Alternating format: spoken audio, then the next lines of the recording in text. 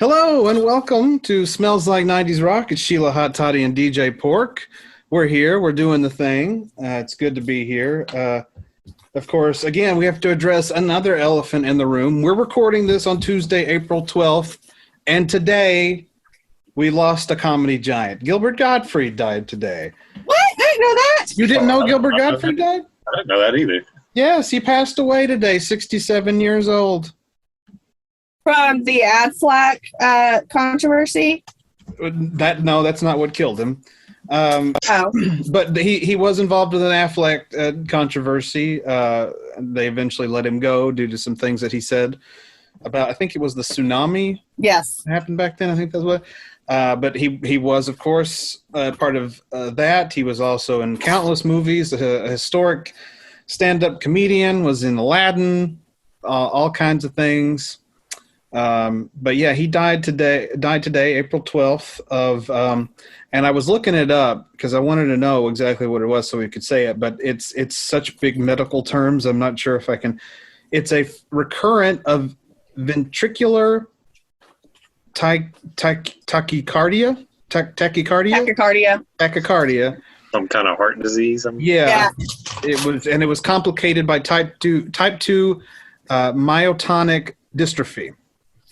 So he basically kept having strokes, and one of them got him. Basically, yeah. In all the news articles, they refer to it as a long illness. So clearly this was something he'd been suffering from for a while, and we just didn't know. Much like a Norm Macdonald situation, is something he was dealing with, and we didn't know. But yeah, God, you talk about a comedy giant. That's another painful one right there. That was extremely painful. Gilbert Gottfried. I've been a huge fan of his for years. What was the Affleck controversy again? What exactly did he say about the tsunami? So let me go back because I think it had it on his Wikipedia page. Of course, Wikipedia is not the greatest informant. I thought you were going to say that they put it in the news article for his obituary. It's like, that's kind of... No. Yeah, that's kind of like a... No, on it was back in March of 2011. He made a series of jokes about the earthquake disaster in Japan. Affleck, which does 75% of its business in Japan, responded by dismissing Godfrey from the duck mascot in March of 2011. It doesn't say exactly what he said, but that was the reason why. Google it. Yeah. Let me see. So he said some stuff, but yeah. Yeah, this has been, as we take to air here, well, no, not as we take to air, but as we're recording here, this came out like an hour or two ago, so it's not okay. Not everybody knows. It just happened today, but yeah, sadly, Gilbert Gottfried, gone at 67. They're all dying at, relatively, compared to, how long people live nowadays, relatively young ages. With Bob Saget. This is just a sign that me and Sheila are all getting old. I guess so. This is the age when your childhood idols start to die off. Not to put it so morbidly, but I think that's pretty much the case. And it just keeps moving you closer to the front of the line as that happens. Yeah, I will say, the last little 5-year span, it does seem like we've had way more celebrity deaths than I ever remember in my first 2 decades of life. It's been rough. I think that you guys just weren't paying attention. That could also be the case. I mean, that could be. 2016 and 2020 were both rife with celebrity deaths. 2020 you can blame that on COVID. COVID took out a lot of people, even celebrities. But 2022 is trying to size up with 16 and 20. It's trying to show off just how bad it can be. And it's already taken Bob Saget, who was just 65, and now, and Louis Anderson, and then Gilbert Gottfried, who's just 67, And so his joke was, I just split up my girlfriend, but like the Japanese say, there'll be another one floating by any minute now. Ooh. And I was talking to my Japanese real estate agent. I said, is there a school in the area? She said, not now, but just wait.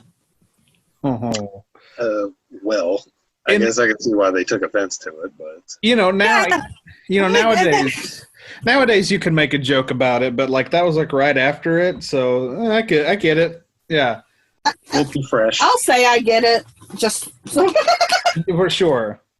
I'll just say sure, yeah, I get it. But like my mind's also like, but okay, it is a different culture, so that could be far more offensive in a different culture. My mind's just automatically like that's not terrible. But if people are dying from the tsunami, maybe, you know. Well, what was weird about that was Gilbert Gottfried has always been known for doing stuff like that. He made a joke about 9/11 during the Friars Club roast of Hugh Hefner, yeah, which took place in November of that year.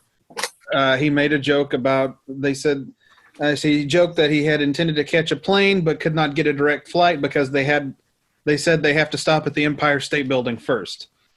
So, you know, he did that. It was there. I remember that roast. That was in November of 2001. So, you know, that was just kind of his thing. He would make jokes about the latest disaster. It wasn't anything. I'm sure he probably had some jokes about Russia and Ukraine. We didn't get to hear them because he was sick, but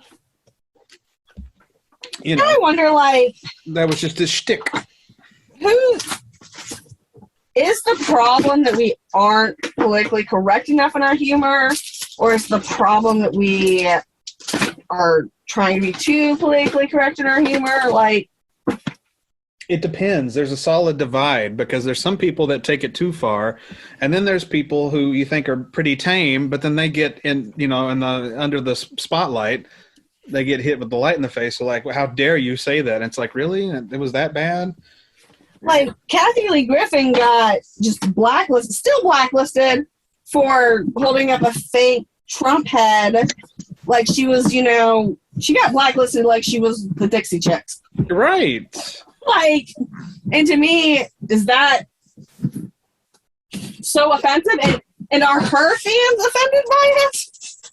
Well, that's the thing. Like, who? Yeah, like the question is, who was offended by it? You feel like people that had the power to blacklist probably aren't people that support Trump. And that, you know, does that make sense? Like people the people that would blacklist in Hollywood aren't the type of people that would like Trump.